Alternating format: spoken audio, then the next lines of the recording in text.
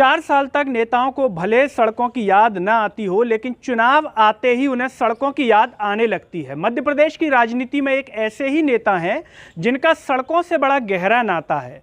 सड़कों की बात करके भले जनता का भला न किया हो, लेकिन सड़कों का नाम ले लेकर के उन्होंने खुद का भला बहुत किया है और खूब लाभ भी कमाया है। नमस्कार, मैं हूं गिरिराज शर्मा और आप देख रहे हैं सरल टॉक। सभी से एक अपील है कि सरल टॉक को ज्वाइन व थैंक्स बटन के द्वारा आर्थिक रूप से सहयोग कीजिए, जिससे हम और बेहतर स्वतंत्र पत्रकारिता कर सकें। उन नेता का नाम है ज्योतिरादित्य सिंधिया। सड़कों की इतनी बात किसी ने नहीं की जितनी मध्य प्रदेश की राजनीति में ज्योतिरादित्य सिंधिया ने की है। कांग्रेस से लेकर भाजपा तक ज्योतिरादित्य सिंधिया आमतौर पर सड़कों की बात करते हुए नजर आते हैं। इन सड़कों की ही वजह से उनकी राजनीति चमकी है।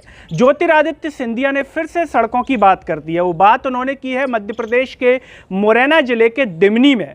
फिर से उन्हें सड़कों की याद आ गई और सड़कों की बात करते हुए उन्होंने कहा कि जब कांग्रेस की सरकार थी तब मैंने उन दोनों से कहा कि अतिथि शिक्षकों और किसानों की मैंने बात की तो उन्होंने मुझसे कहा कि सड़कों पर आ जाएं। 1 रुपया नहीं दिया और जब मैंने किसानों का और अतिथि शिक्षकों का बात उठाया तो कहा गया मुझे सड़क पे आ जाओ। आपने ज्योतिरादित्य सिंधिया को सुना, वो यही नहीं रुके। उन्होंने कहा कि जब उन दोनों की जोड़ी ने इशारों में कहा उन्होंने कि तुम सड़क पर आ जाओ, तो मैं सड़क पर आ ही गया, क्योंकि ये सिंधिया वंश का खून है। मैंने तय कर लिया था कि यहाँ तो अब तुम्हारी सरकार रहेगी या फिर मैं ही रहूंगा। ये जोड़ी भूल गई,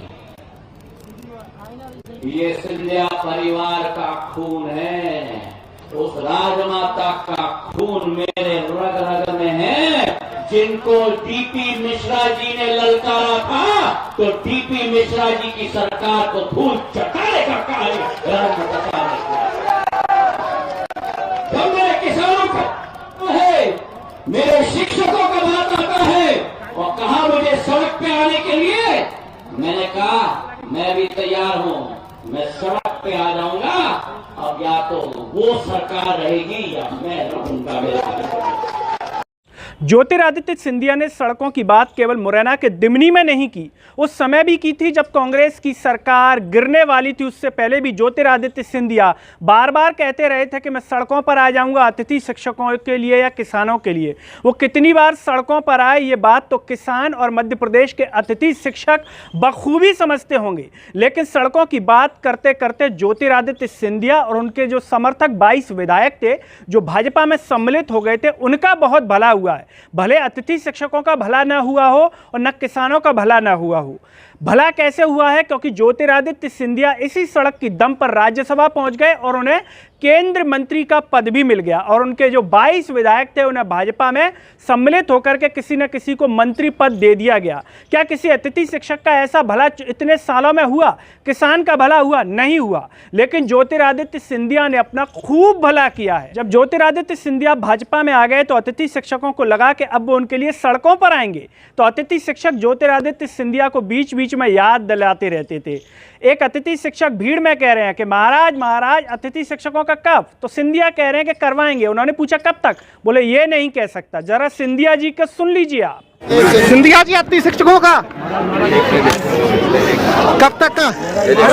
नहीं कह सकता। तो फिर क्या होगा? हम तो बेरोजगार हो गए।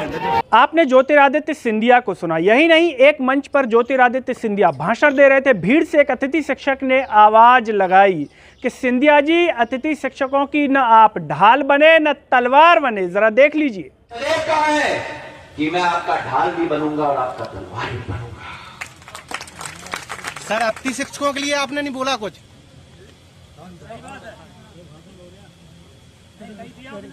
अतिथि शिक्षकों के मामले पर ही सर आप कुछ नहीं बने, ना ढाल बने ना तलवार बने सर आप। तो अब मध्य प्रदेश में होने वाले हैं विधानसभा चुनाव, जिसके चलते ज्योतिरादित्य सिंधिया को फिर सड़कें याद आ रही है। सबसे बड़ा सवाल यह है, क्या इस बार के विधानसभा चुनाव में ज्योतिरादित्य सिंधिया को जनता हकीकत में सड़क पर ही बैठा देगी?